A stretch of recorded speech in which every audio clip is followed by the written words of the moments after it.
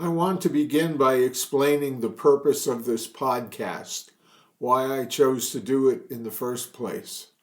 It was certainly not to make money, and although I elected to include advertising as part of the podcast, this was not because I expected to earn any kind of an income from it, but rather because I thought if I included it, I would get better exposure, and that the platforms would make more space for me when postings went out. Instead, if this podcast appears to be different from other psychological podcasts that you may listen to, it's because I am not presenting technique as much as some of my compatriots are doing. Rather, it is to discuss theory and present my ideas of theory, which also markedly depart from famous practitioners like Sigmund Freud or Carl Jung, or the cognitive behaviorists or social psychologists, all of whom present theory that in the end just refer back to technique and really don't advance any theory of how people actually work. One of the biggest influencers in the field was Carl Rogers, who introduced his theory of client-centered therapy, which had a great influence in most interview techniques, and which Dr. Rogers believed would be instrumental in returning people to mental health. I concede that his technique is extremely useful to increase client comfort and to allow for certain insights. It's what eventually produced basic listening skills, which are actually an outcropping of the very same theoretical persuasion. Where I depart from this theory, and in fact was never much attached to it, is the theoretical implication of this theory, which is that people really know what the solutions to their own problems are if you allow them to get out of their own way to discover what the answer is to what's bugging them. Carl Rogers thoroughly researched his theory with the thought that it would prove it successful, to the point that it would be the predominant theory in mental health. Unfortunately for him, and for us, I suppose, is that the research of its practice did not support the underlying hypotheses. And if you look at yourself and I look at myself, we might come to the same conclusion. That is, we can solve some of our problems on our own, and that even after going to a mental health professional, that we will not be able to solve all of the problems, some of which may be very sticky and complex for us, which brings us into therapy in the first place. So what are we trained to do when we are doing therapy? We are trained to get out of the client's way and facilitate their examination of what is causing them difficulties. The basic listening skills would have us display empathy, ask open-ended questions, reflect the client's feeling by paraphrasing, pointing out inconsistencies between behavior and what is being said, and through the avoidance of advising and judging. As Copilot describes it, the benefit of this type of therapeutic intervention is that it allows focusing on and validating another's perspective by activating the prefrontal cortex, that is, the reasoning and emotional regulation, and that it also calms the amygdala, that is, the part of the brain that is involved in impulses to flee or fight, what Copilot recognizes as the domain of the lizard. But for all of its advantages, AI, represented by Copilot, never really understood what my psychological perspective is and where I depart from traditional therapies or why. I entered the study of psychology having been raised with a sibling whose amygdala was frequently out of control without the dampening effect of the emotionally regulating frontals. And having had training that did not give me sufficient information to answer the questions I had about my own personal experience, I decided to take this time to discuss that experience, now having the objectivity of time and subsequent personal and academic experience. Many years ago, prior to my training, I learned something that proved to me at least that both Carl Rogers and indeed Copilot were wrong for a very specific reason. That is that there is no effort on the part of some people to calm their amygdala, to calm the lizard brain, if that reptilian enjoyed the effects of what it is doing. That is, that my brother enjoyed inflicting abuse and discomfort on the people he was abusing. Which is to say, there is no calming for an amygdala who is taking pleasure out of the abuse that it inflicts upon others. In practical terms, how do you discontinue a behavior that you enjoy doing?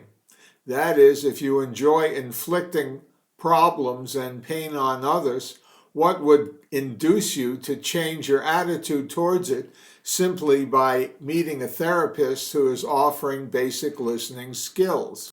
And it also raises the question, what are the causes for this kind of thinking? For me, this is about the lizard in the room. We know that some lizards may be afraid, some may be angry, some may be hypersexual, some may be gratified by simply inflicting torture upon others. But I would argue that the influence of the lizard doesn't simply spring out of nowhere, but it actually follows us through life. And the real therapy is how we choose to deal with it. And when I introduced this discussion to a friend, the very first response I got was, "What are you going to do? A client sits down opposite you and starts talking, and you say you want to talk not to the client but the lizard?" That response shouldn't be shocking if you're aware of Gestalt therapy, which involved talking to an empty chair. It's a very similar construct, but that's not the point. The real issue, as I explained, is that the lizard is already there, and so is the cortex. You have this whole crowd of personalities that you can deal with, but the most important, the paramount one, is the problem that the client thinks is the most important. It doesn't negate that. It just says that there is an additional influence in any problem that may appear that the client may not actually recognize. Even among the most sophisticated of clients, there is always a primitive level of thinking, but you don't really need to address it directly or say, "Hey, lizard, what's going on with you? Why are you doing this?" Rather, you want to know how the product of that kind of thinking influences the person's interaction with others in the real world and in trying to solve problems as they appear in his or her life. The person may have a single answer to a problem or may have 100 answers to a problem, but it could also be that their limbic system is processing that information in a different way and is influencing that individual towards a different outcome. This isn't a matter of talking to a person and recognizing gestures or facial expressions or other behaviors that suggest something deeper.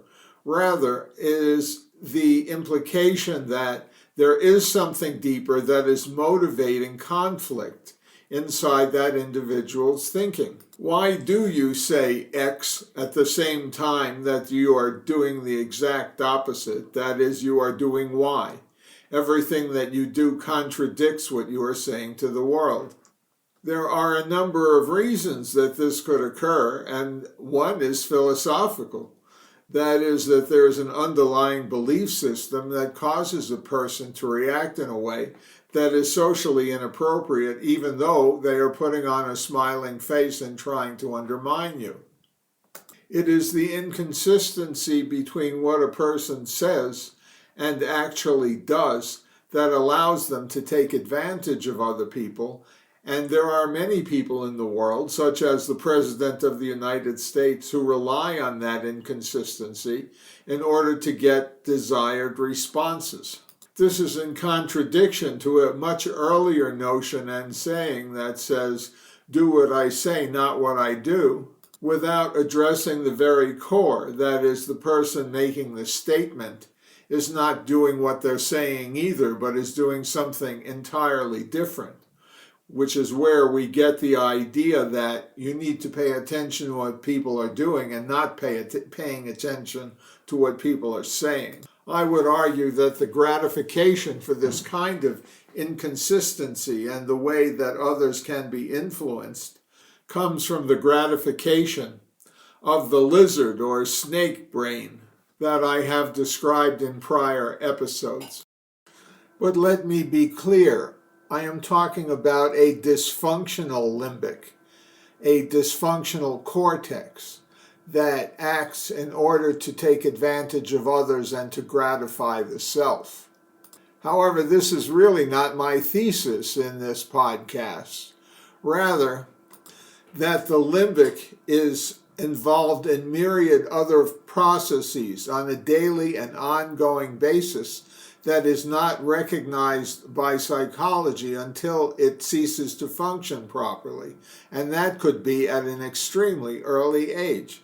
But to illustrate my point, I asked Copilot to state simply what the processes of the limbic system are.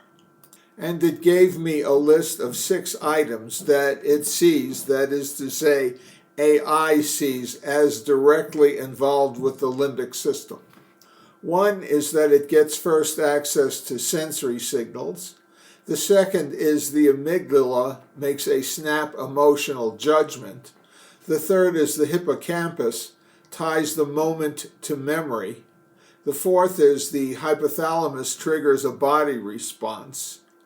The fifth is motivation and habit circuits response. And the sixth, only after this does the cortex get involved. And as it states further, the limbic system acts fast, instinctively, linked to memory with body activation, fight or flight. But what seems to be ignored, and I would say not by AI exactly, but perhaps by the research it provides from the vast quantity of material that it yields up in response to my asking, because what it doesn't do, and what I believe is deficient in the mental health research, including diagnostics, is the way that the limbic system initially learns to be reinforced by the kind of treatment that it receives from caretakers in the earliest years. What I have taken to call as the coochie-coo period. That is the period where a person feels either very protected or very threatened. As I say this, I am reminded of a case that I did as an evaluation, again, many years ago. This is not about the case per se, but about the reaction of the father when the child, that probably an almost grown child that I was evaluating, said that he or she remembered the fights went on between the parents when still in his or her crib. This adolescent remembered it specifically while the father denied that it was impossible that a child at such an early age could have such memories. And my response and my attitude was, why not? Why don't we remember things from back then? Perhaps we don't recall them now because they lack the relevance that they did at the time, but it could also affect us emotionally even at that period, as early as it is in our development. This is the kind of thing that I think merits research in the mental health field from psychiatrists and investigators as they work towards an enumeration of psychiatric symptoms. But what apparently happens instead at this point is that the diagnostic manual continues to develop by getting increasingly defined statistical techniques. These techniques, by the way, were also developed as computer analysis increased over time.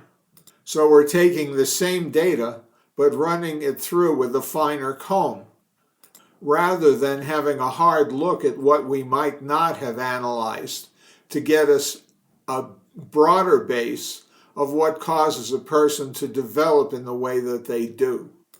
But to separate a person's limbic processing from the cortex, our unconscious from our intellectual conscious thinking, we would need to investigate a person's memory without their direct processing of it, which is to say, what do they recall from their past when they were very young that influenced them, without an interpretation of what they think that it means.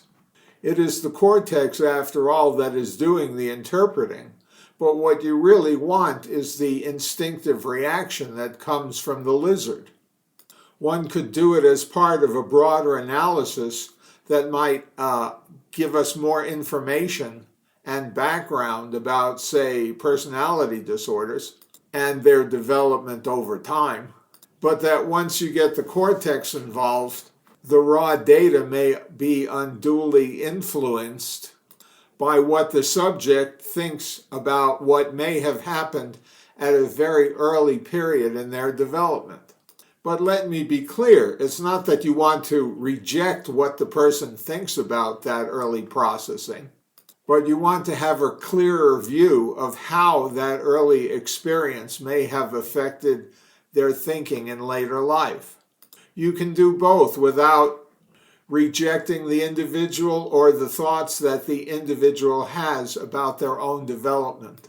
And to once again use my growing up and the experience of growing up with my brother as an example, I might say that even prior to my birth, what he was experiencing was an either cold or absent father, and that he got all of his reinforcement and cuddling from the present mother. Our mother was extremely warm, and that over the course of time he learned from that experience to pursue sex with more and more women and learned from that how to seduce them.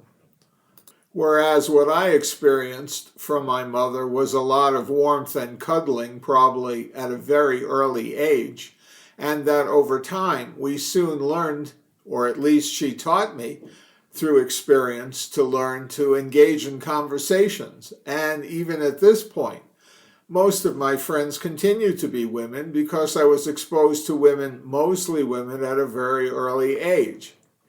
I never saw them as less than me, either intellectually or physically, but rather as emotional and intellectual companions, people with whom I could share thoughts and feelings. This is not to say that I don't bond to men, although I have fewer male friends than I have female, but that whatever it is about me, it is easier for me to get along with women, and apparently it is easier for women to talk to me, even though I'm a man.